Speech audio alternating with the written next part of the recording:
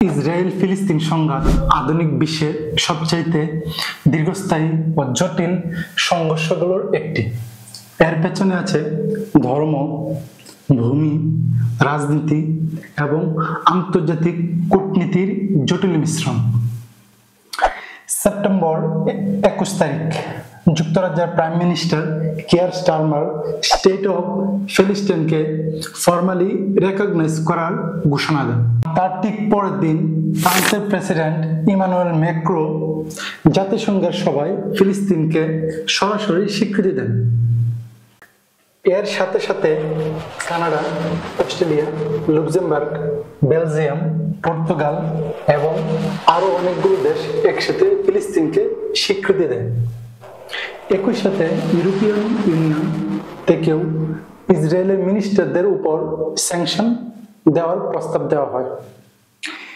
ইউরোপের মাল্টিপল কান্ট্রিতে কিন্তু ফিলিস্তিনের সাপোর্টে এবং ইসরায়েলের বিপক্ষে অসংখ্য মিছিল হচ্ছে।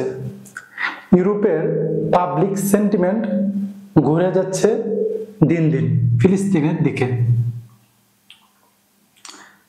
আজকের এই ভিডিওতে আমরা এইগুলো নিয়ে কথা বলবো, যে তারা কিভাবে এই রাষ্ট্রটাকে সৃষ্টি করেছিল এবং আজকের দুনিয়াতে এসে কেনই বা তারা তাদের ওই তৈরি রাষ্ট্রের বিরুদ্ধে দাঁড়িয়ে গেল। আসুন জেনে নেই ইসরায়েল ফিলিস্তিন সংঘাতের ঐতিহাসিক প্রেক্ষাপট। প্রাচীনকাল থেকে এই ফিলিস্তিন অঞ্চলে ইহুদি, খ্রিস্টান ও মুসলমানদের বসবাস। 19 শতকে ইহুদিদের মধ্যে জায়নিস্ট আন্দোলন শুরু হয়।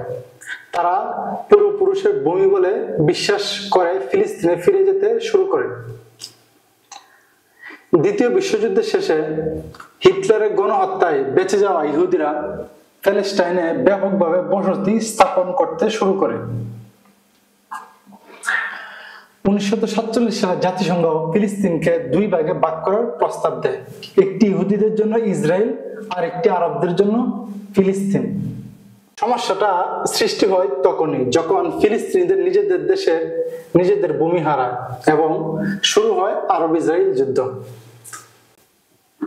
1948 সালে ইসরায়েল রাষ্ট্র ঘোষণার পরপরই আরব ইসরায়েল যুদ্ধ শুরু হয়। এই যুদ্ধে লক্ষ লক্ষ ফিলিস্তিনি তাদের ঘরবাড়ি হারিয়ে শরণার্থী হয়ে যায়।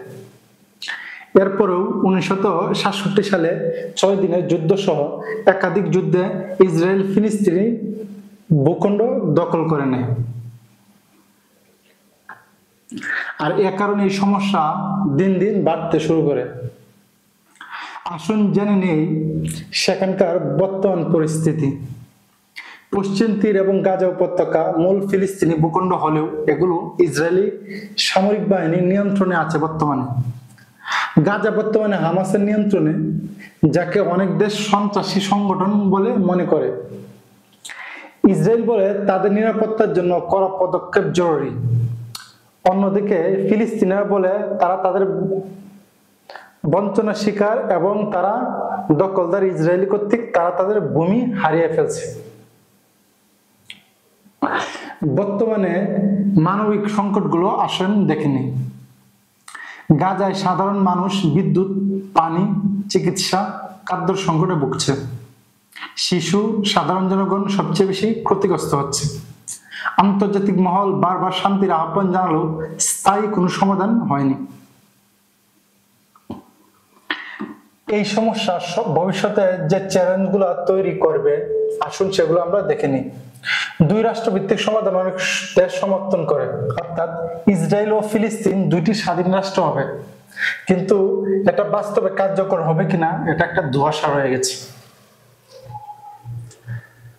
কিন্তু রাজনৈতিক অনৈক্য, চরমপন্থা এবং আন্তর্জাতিক স্বার্থের কারণে সমাধান অনিশ্চিত অনেকটাই ধরে নেওয়া যায়। মোরাল অফ দ্য স্টোরি কি জানেন?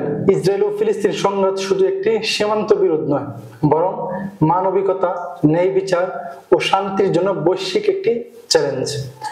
যতদিন না উভয় পক্ষ সমঝোতায় পৌঁছাবে, ততদিন সাধারণ মানুষের দুর্ভোগ শেষ হবে না। আর এখানে সবচেয়ে বড় খেলোয়াড় হচ্ছে মার্কিন যুক্তরাষ্ট্র। আমেরিকার একটি সিদ্ধান্তই পারে এই সমস্যার একটা স্থায়ী সমাধান এনে দিতে পারে। কারণ মধ্যপ্রাচ্যের মেইন যে কলকাঠি নাড়ে সেটা হচ্ছে যুক্তরাষ্ট্র। আর যুক্তরাষ্ট্র যেদিন চাবে যে এই সমস্যার সমাধান হোক, সেদিন এই সমস্যার সমাধান ইনশাল্লাহ হয়ে যাবে।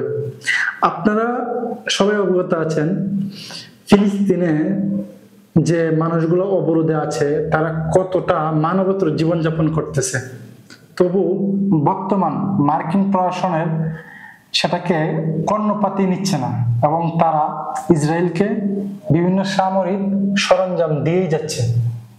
সেহেতু ধরে নেওয়া যায় এই সমস্যার সমাধান খুব দ্রুতই হবে বলে মনে হচ্ছে না। তবু যারা মুসলিম আছি আমরা আশায় বুক ভেজে থাকি, দেখি কি হয়। আল্লাহ উত্তম পরিকল্পনাকারী, হয়তো আল্লাহ এই সমস্যার সমাধান একটা রেখেছে। ইনশাল্লাহ একদিন ফিলিস্তিনিদের জয় হবে। আল্লাহ হাফেজ, সবাই ভালো থাকবেন।